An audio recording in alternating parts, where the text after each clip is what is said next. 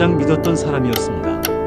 그리고 바로 그 사람이 대한민국의 모든 것을 가져갔습니다. 1972년 10월 17일 대한민국은 멈췄습니다. 아무도 예상하지 못했습니다. 아니, 예상했더라도 감히 입 밖으로 꺼내지 못했습니다. 겉으로는 평화로웠거든요. 불과 몇 달 전 7.4 남북 공동성명이 발표됐습니다. 사람들은 이제 곧 통일이 올 거라고 믿었습니다. 전쟁의 공포가 사라지고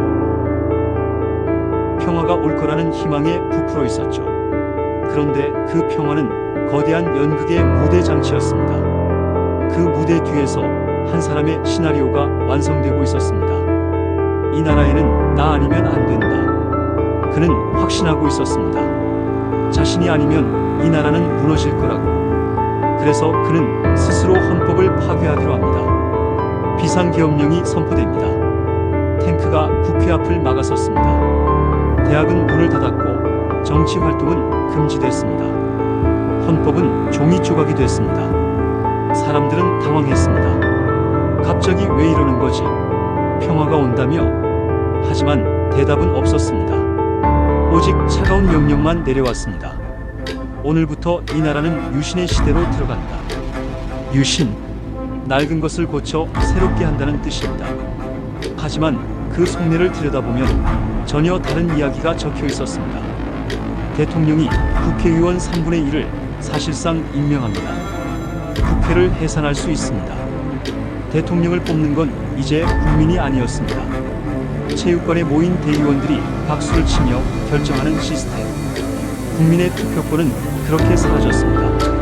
당시 권력 핵심부의 대화를 재구성해보면 이렇습니다. 각하, 법적으로 문제가 생길 수 있습니다. 야당과 국민의 반발이 거셀 겁니다. 반대하는 놈들은 다 쓸어버려. 지금 그게 문제야? 나라가 사느냐 죽느냐인데. 하지만 언론이 가만히 있지 않을 텐데요. 언론? 중앙정보부 애들 뭐하고 있어? 입마가 모두 지침 내려보내고 말 안 듣는 놈들은 데려가서 교육해. 다시는 팬대 못 굴리게 해. 그렇게 긴급조치라는 칼날이 휘둘러지기 시작했습니다. 대통령의 말 한마디가 곧 법이 되는 시대. 헌법 위에 긴급조치가 있었습니다. 이상했습니다. 분명히 민주주의 국가라고 배웠는데 친구들이 하나둘 사라집니다. 어제 같이 술 마시던 선배가 갑자기 휴학을 했대요. 근데 아무도 이유를 모릅니다. 아니, 알아도 말을 안 하는 거죠. 실제 당시 수사 기록이나 증언을 보면 공포는 일상이었습니다. 거기 김씨, 잠깐 같이 가줘야겠어? 제가 왜요? 무슨 일입니까? 가면 알아. 위에서 부르셔. 남산으로 서빙구로 끌려간 사람들은 비명을 지를 기회조차 얻지 못했습니다. 간첩이 만들어졌고 반국가 사범이 탄생했습니다. 언론은 조용해졌습니다.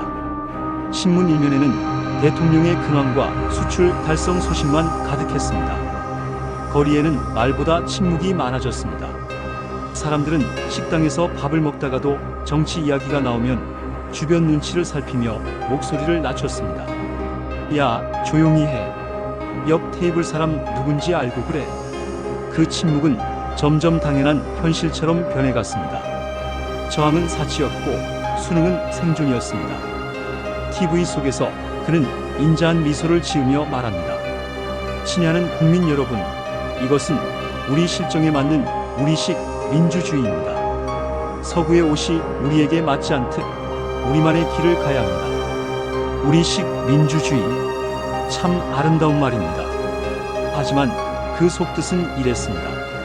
자유는 내가 허락하는 만큼만 누려라. 통제는 내가 필요할 때 언제든 하겠다. 말과 현실 사이의 간극은 날이 갈수록 벌어졌습니다.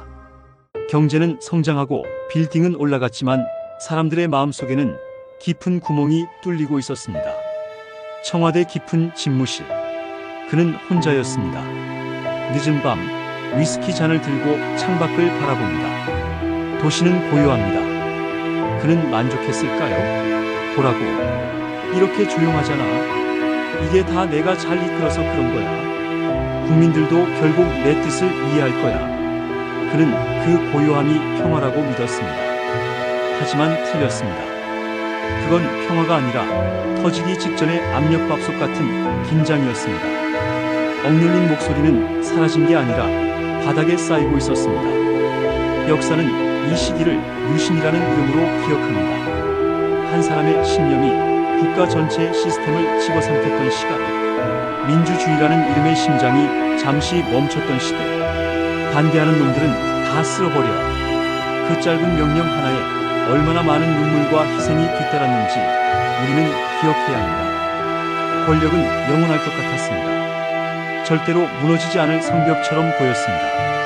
하지만 역사는 우리에게 가르쳐 줍니다. 침묵이 깊어질수록 그 끝에는 항상 거대한 폭발이 기다리고 있다는 것을요. 지금 우리에게 당연하게 느껴지는 이 자유, 누군가에게는 목숨을 걸고 외쳐야 했던 간절한 꿈이었습니다. 혹시 여러분은 생각해 보셨나요? 만약 지금 여러분의 목소리가 강제로 지워진다면 여러분은 어떤 선택을 하시겠습니까? 이런 일은 과거의 기록으로만 남아야 합니다. 하지만 역사는 종종 반복되곤 하죠. 여러분이 생각하는 진정한 민주주의는 무엇인가요? 이 상황에서 여러분이라면 그 침묵 속에서 어떤 말을 내뱉었을까요?